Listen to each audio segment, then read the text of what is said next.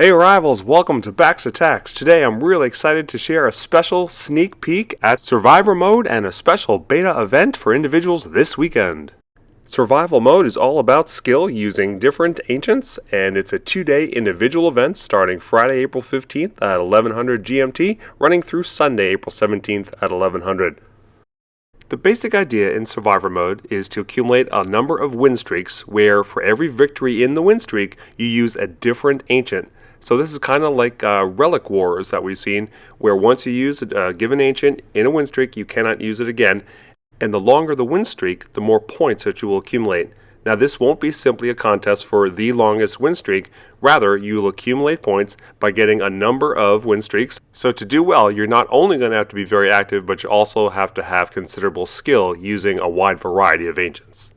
Now I have to really stress that this is a beta event, and so like the Relic Wars beta, the prizes will not be as good as they will be in the future, and what they're looking to do is really just experiment with a new format and get your community feedback in order to improve that and to improve the prizes, the format, or the rules for future events. Now Space Ape was very kind to share some footage with me from their development environment for this upcoming event. So what you see in here is not on any live server, and anything you see also is very subject to change. In fact, I already know some things are changed from what's shown here. But let's dive into that and see what they have to show us. So when you click on the event button, it takes you into this special survival mode. It's not player versus player, it's not arena, but it's a special place in the ruin where they can test things out without running into new glitches. You see here that it is both a ladder event and a leaderboard event. The top ladder prizes is about 3 million in gold. You can also see on the screen your current win streak, your best win streak, and the number of event points that you will get if you win the next battle. We don't know yet what kind of prizes we'll see for future events on the ladder. Now in addition, there are rewards for the leaderboard, with the top 20 getting a gold statue chest. The rank 21 to 50 individuals will get 2 silver chests. From rank 51 to 100, there'll be a single silver chest. That is followed by 3 bronze statue chests from rank 100 to 200, continuing down to 2 or 1 bronze statue chests with the usual statues that we've seen.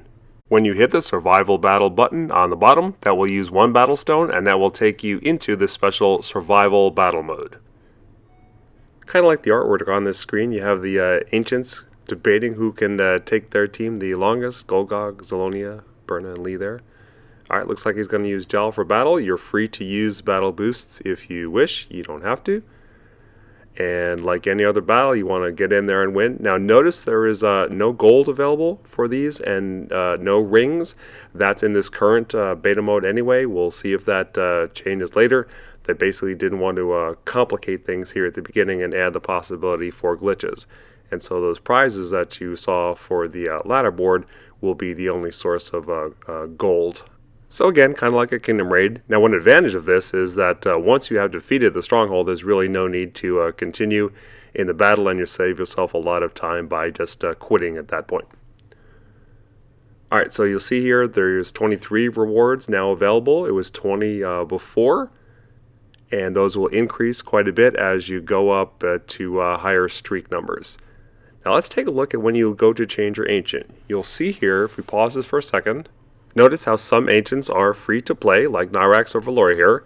Others are marked as victorious, like Taliesin, so you've already used them in previous win in the streaks.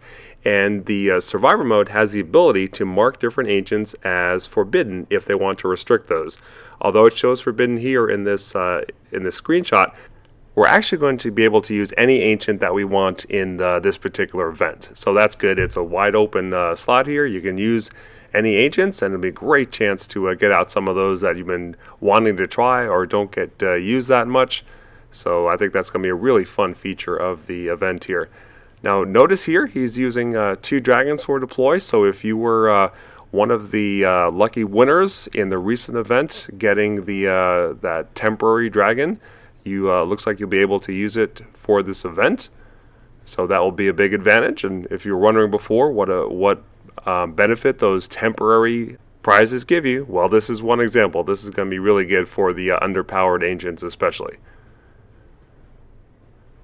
All right, now 27 this time, and if you think it's going to be too easy, let me introduce you to Nightmare Mode. Nightmare Mode unlocks after the 9th win, and it gives the defense +% of damage and +% of hit points on all the buildings, and that's going to increase as you get deeper in the streak. And so this is definitely not going to be easy. This is going to be challenging at some point. You're not going to be getting 100 in a row for sure, and I know I'm going to be getting a lot less than that. Yalanati is going to be one very good ancient to be using. If you haven't been using her since her recent buff, you are definitely going to want to try her out. That third spell is just really nice, both in its ability to slow down the damage of the defenses, as well as to damage them, and when it recasts now, it can really wipe out a base very nicely. Well, I can't wait for my mana hunters to finish their upgrade as well and to get a little bit more hit points and DPS. Alright, so next attack here, it's up to 31 points after streak 11. And he'll have to pick a different ancient this time. You notice the percent hit points is going up. And after a while, it's going to get pretty slim pickings. But Zilla is definitely another strong ancient that is going to do well for most people. Notice here also that Mana Hunters are going to be very popular. Although you're going to want to watch out for those flare towers and the lightning towers after the recent changes that will allow them to remove buffs on your troops. I should also point out actually that you're going to be able to get some event points by defensive wins in this event as well, so that'll be quite interesting. I don't have full information on that, but I hope to learn more about that soon here. Alright, so you notice he just got a 50,000 gold reward from the ladder prize. That's pretty early on, and those gold prizes will increase nicely. Plus 8% damage and plus 8% hit points after streak 12 here. And he's going to go in with Mana Hunters and Golgog this time. This particular base he's hitting doesn't look all that difficult. I don't have any knowledge personally about how the difficulty will scale with your stronghold level or with honor, but there's two things I do know. One is that the difficulty is going to increase quite a bit as the streak goes on, and second, you will not be able to use the 818 or similar exploits where if you lose a bunch of battles up front, you'll make things much easier on yourself. They definitely want to not see that happen in this event, and they're taking some kind of means in the matchmaking or the base difficulty to ensure that that doesn't happen. Alright, this base doesn't look that difficult. I'm sure Nocti's going to run it over. Oh, wait a minute. He got defeat. Oh, look at this. If you mess up on a base and want to try it again in order to continue your win streak, you will apparently be able to do that by spending a certain number of diamonds, and that's going to go up quite a bit as the length of the win streak increases as well.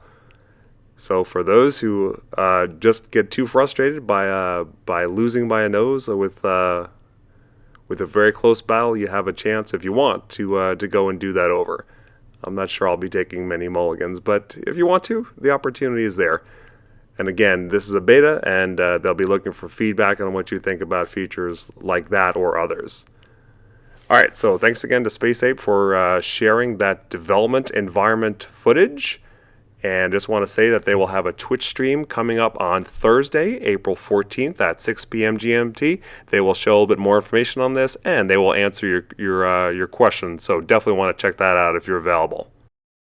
So thanks for watching. If you are new to this channel, please subscribe and do me a favor, leave a like and a comment below as to whether you like this type of sneak peek. And if so, hopefully Space Ape will continue to share some good footage with me that I can share with you guys. Good luck in the event.